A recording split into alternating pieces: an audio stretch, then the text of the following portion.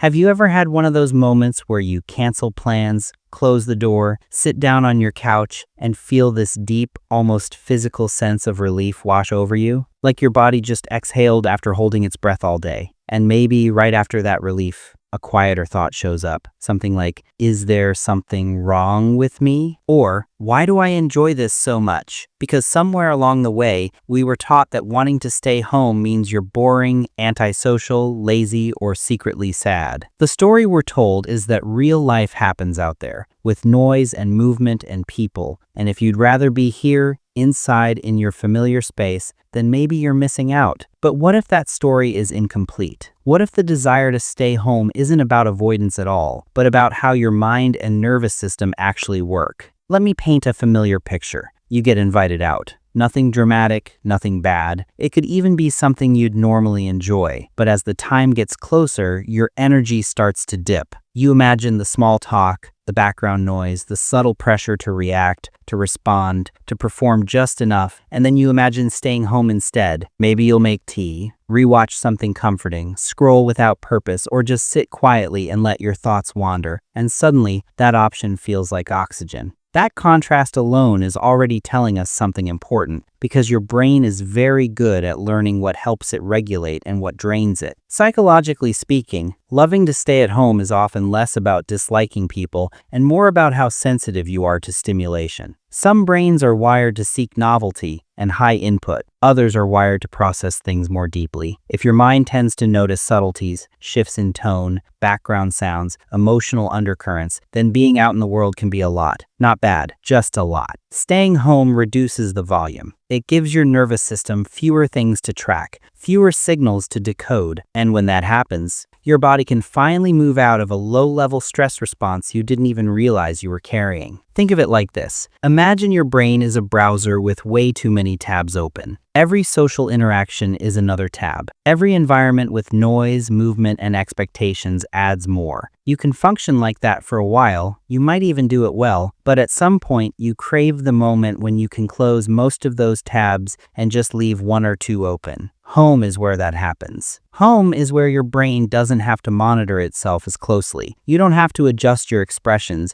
You don't have to pace your words. You don't have to ask yourself, am I being too quiet, too intense, too much? And here's where it gets interesting. Research on introversion, sensory processing sensitivity, and nervous system regulation all point to a similar idea. For many people who love staying at home, solitude isn't emptiness, it's a state of optimal functioning. When external demands drop, internal clarity rises, thoughts become more organized. Emotions feel easier to identify. Creativity, reflection, and even joy have more room to surface. This is why some people do their best thinking alone. It's not because they're disconnected from the world, it's because their connection runs inward first. There's also a deep emotional layer to this. Home is usually the place where you're least observed, and being unobserved is a psychological luxury. When no one is watching, your brain doesn't need to run social simulations. It doesn't need to predict reactions or manage impressions. That frees up cognitive and emotional energy. In a culture that subtly trains us to brand ourselves at all times, staying home becomes one of the few spaces where you're not a product, you're just a person existing without commentary. If you grew up being the observant one, the quiet one, the kid who noticed more than they spoke, this pattern often starts early. Maybe you learned that watching was safer than participating. Or maybe you simply discovered that you felt more like yourself when you had space to think. Over time, your brain built an association. Quiet equals safety, familiar equals calm, solitude equals recovery. That doesn't mean you're afraid of the world. It means your nervous system learned a specific language of rest. And rest, real rest, isn't just sleep. It's not just lying down or taking a break. Psychological rest is about not being on. It's about lowering the constant background effort of being interpretable to others. When you love staying at home, you're often craving that specific kind of rest. The kind where your personality doesn't have to be legible, where silence isn't awkward, where time can stretch without needing to justify itself.